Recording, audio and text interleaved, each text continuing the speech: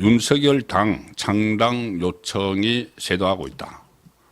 윤어게인은 윤상현인가? 자, 이 내용을 전해드리기 전에 일단 윤석열 대통령 탄핵 인용 선고가 된 지 이제 나흘째가 됐죠. 나흘째가 됐는데 아직은 한남동 관저에 있습니다.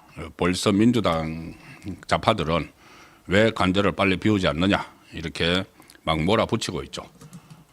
박근혜 전 대통령 때도 사흘 만에 이 청와대를 떠나서 사저로 갔는데 그때 하루가 지났을 때부터 왜 이 비우지 않느냐, 국민 세금이다 이렇게 막 몰아붙였죠. 지금 그때도 그렇고 지금도 그렇고 그렇게 몰아붙이는 것은 이 야박하다 뭐 이렇게 그냥 그 판단을 받아들이기보다는 이게 전부 다 전략입니다. 전략. 조기 대선이 이제 시작이 되니까 악마화를 계속하는 거죠.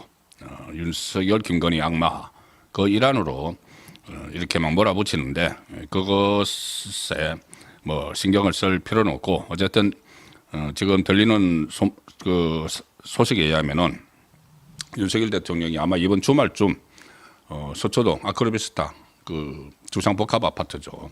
그쪽으로 일단 옮길 걸로 보입니다. 왜 그러냐면은 경호처가 거기 또 경호시설도 점검을 해야죠. 그 전에 처음에 당선인 시절부터 한 6개월 동안 아크로비스타에 머물면서 출퇴근을 했기 때문에 경호 동선 같은 것은 어느 정도 파악이 돼 있지만 또 지금 그때와는 좀 상황이 다르기 때문에 이 경호 문제도 상황을 점검하는데 좀 시간이 걸리는 것이고 이런저런 상황이 있습니다. 그리고 아크로비스타에 계속 있을 수가 없다는 거죠. 주민들이 있기 때문에 거의 한 700가구 이상이 됩니다. 그래서 주민들이 불편을 겪고 있고 경호도 아파트는 또 좀 불편하죠. 그리고 윤석열 대통령 부부가 키우는 반려동물이 강아지와 고양이가 한 11마리 정도 되기 때문에 그러려면 단독주택으로 일단 아크로비스타에 갔다가 단독주택으로 옮기는 그 방안이 거론이 되고 있습니다. 지금 또 하나 관심을 모으는 것이 지금 조기 대선이 사실상 시작이 됐는데 거기에 어떤 정치적 메시지를 낼 것인가 이 문제입니다. 그 전에 윤석열 대통령이 구속 취소가 돼서 한남동으로 갔을 때 좌파에서 관저 정치를 할 것이다 막 이렇게 예상을 했죠. 그렇지만은 정치적 메시지를 내지 않았습니다. 탄핵 선고를 올 때까지. 지금도 또 사저로 돌아가면 사저 정치를 할 것이다. 그때는 관저 정치, 지금 사저 정치 이렇게 막 몰아붙이는데 이 표현은 이제 사저 정치 그렇게 하지만은 그런 표현은 뭐 별개로 윤석열 대통령이 조기 대선에서 메시지를 낼 가능성은 충분히 있죠. 특히 우파가 이렇게 분열이 되는 상황이 됐을 때 적절한 메시지를 낼 수는 있다고 봅니다. 그 전에 박근혜 전 대통령도 옥중에서 또 병상에서 총선 그리고 또 지난번 총선 때도 이 우파의 단합을 촉구하는 결속을 촉구하는 그런 메시지를 낸 적이 있습니다.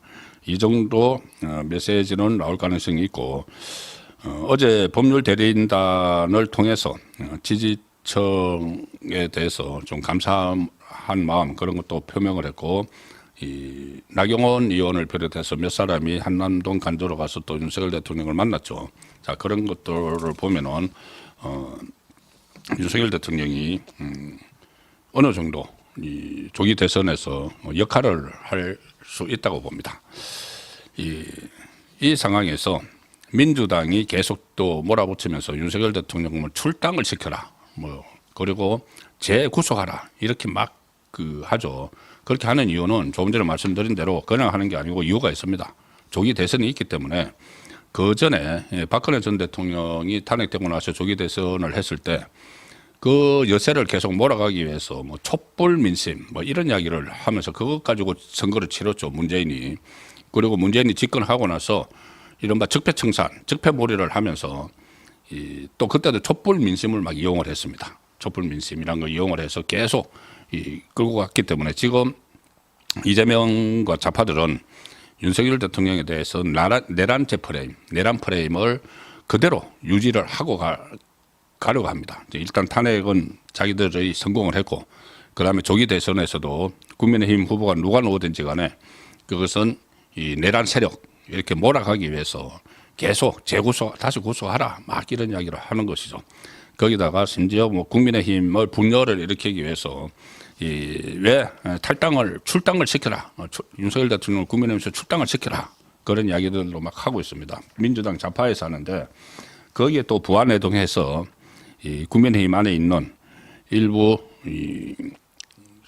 그 탄핵에 찬성했던 그 사람들 있죠. 그 사람들도 지금 또 그 민주당하고 호흡을 맞춰서 보조를 맞춰서 이렇게 윤석열 대통령에 대해서 출당 이야기를 막 하고 있습니다. 조경태 같은 경우가 조경태 오늘 라디오에 나와서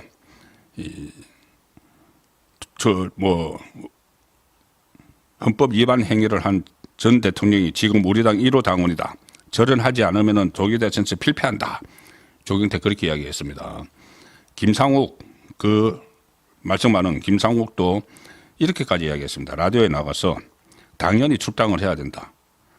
이런 그 이야기를 하고 또 지난번에는 윤석열 그 선고 나는 날 탄핵 찬성 집회에 나갔습니다. 김상욱 기자가. 그리고 탄핵이 된 그날 4월 4일을 국경일로 지정하자. 이런 망언까지 하는 이런 자가 지금 아주 국민의힘 국회의원이라고 지금 버티고 있습니다. 조경태와 김상욱은 공통점이 있습니다. 조경태는 원래 민주당 출신이죠. 민주당에서 3선인가 뭐 2선인가 3선인가 하다가 이번에 또 국민의힘으로 돌아와서 또 뭐 3선인가 지금 하고 있죠. 이 부산 같은 지역구에서 민주당 본능이 드러나는 겁니다. 거기다가 김상욱은 그때 그 대선에서 문재인 지지 선언을 했던 자죠. 문재인 지지 선언을 했던 자인데 무슨 뭐 울산에서 국민 추천제 이런 걸로 해서 갑자기 국민의힘 소속으로 금배지를 달았습니다. 이 사람들이 지금 이렇게 안에서 분탕질을 하고 있는 상황이죠. 그런데 어쨌든 오늘 그 국민의힘 중앙윤리위원회는 대선이 치러질 때까지 6월 3일로 예정이 됐는데 6월 3일까지는 윤리위 회의를 하지 않겠다 이렇게 결정을 했습니다. 그 이야기는 결국 당원에 대한 징계 처분을 심의 의결하는 것이니까 거기서 윤석열 대통령에 대한 어떤 조치 이런 것을 뭐 논의도 하지 않는다는 이야기가 되는 것이고 과거에 박근혜 전 대통령에 대해서는 그때 이 탄핵 인용이 되고 나서 당 윤리위원회가 탈당 권유로 한번 징계를 내린 적이 있습니다. 그러니까 그때 당 대표였던 홍준표 지금 대구시장이 이 직권으로 박근혜 전 대통령을 제명을 해버렸죠. 그래서 홍준표 대구시장이 박근혜 전 대통령을 제명을 한 그 일 때문에 그 후에 많은 비판을 받았습니다. 그런데 어쨌든 이번에는 윤석열 대통령에 대해서는 지금 그 징계가 대선까지 열리지 않기로 했기 때문에 그런 상황은 일어나지 않을 겁니다. 오늘 그 윤상현 의원이 기자들과 만났는데 윤상현 의원이 이 조경태, 김상욱 이런 자들의 이야기에 대해서 출당론에 대해서 강하게 비판을 했습니다. 윤상현 의원이 우리는 전직 대통령의 자산뿐이 아니고 부채뿐이 아니고 자산, 부채 전부 다 같이 짊어지고 갈 수밖에 없는 상황이다. 그분이 윤석열 대통령이 당에 부담되는 것을 원하겠느냐 아니다. 이런 이야기를 했고 이 문제를 스스로 해결할 수 있게 시간을 들이면 다 알아서 할 것이다.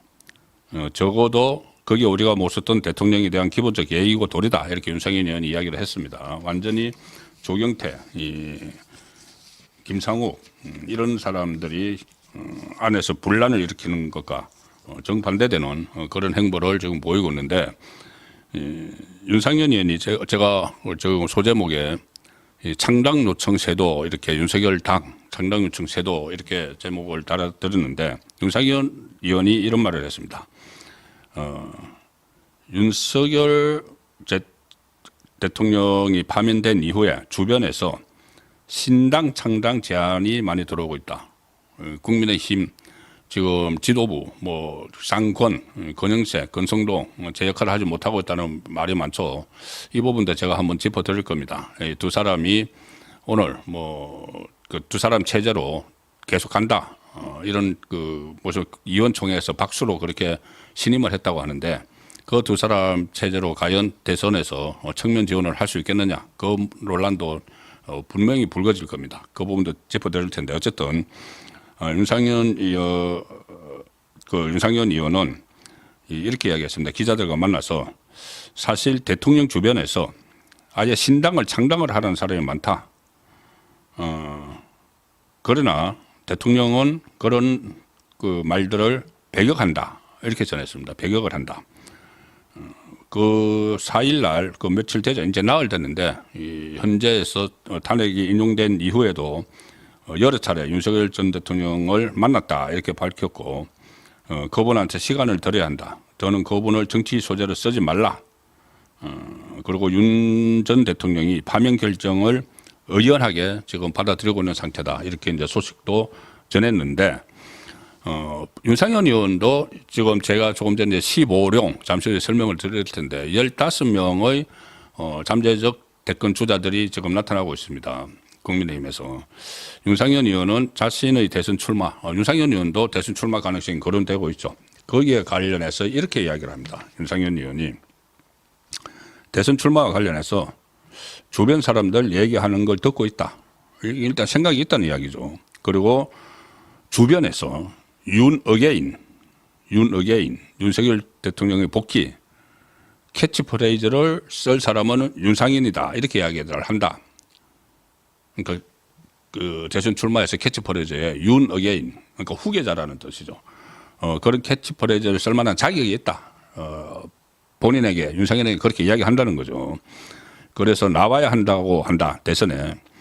12상 비상계엄 이후 비상계엄 문제부터 시작해서 당의 문제, 탄핵 반대, 이걸 누가 대통령 옆에서 해왔느냐, 탄핵 반대를 누가 대통령 바로 옆에서 해왔느냐, 이렇게 본인이 이야기를 했습니다. 이런 걸 보면은 아마 윤상현 의원도 출마 의지가 상당히 있다. 일단 뭐든 저는 가능한 생각이 있는 자원들은 전부 다 나와서 경연 형식으로 해서 이벤트를 막 일으켜서 어느 분이 저한테 전화를 주셔서 그런 이야기를 했습니다. 지금 국민적 관심을 끌면서 한 15명이든 전부 다 출발을 해서 경연 형식으로 해서 마지막에 한 사람을 뽑는 그런 이벤트가 필요하다. 시간은 별로 없지만은 가령 뭐 이 TV조선에서 하는 미스터 트롯, 미스 트롯 이런 것처럼 미스터 앤 미스 프레지던트 이렇게 하든지 미스터 프레지던트 뭐 여성도 나올 수가 있으니까는 미스로 붙이든지 그렇게 해서 경연 형식으로 미스터 트롯 같은 경연 형식으로 하는 이벤트가 필요하다. 그런 제안도 지금 오가고 있습니다. 지금 여건 안에서. 그래서 이렇게 15명이 나오는 것은 좀 그런데 필요한 자원들이 나오니까는 긍정적인 현상이다. 이렇게 풀이를 할 수가 있겠습니다.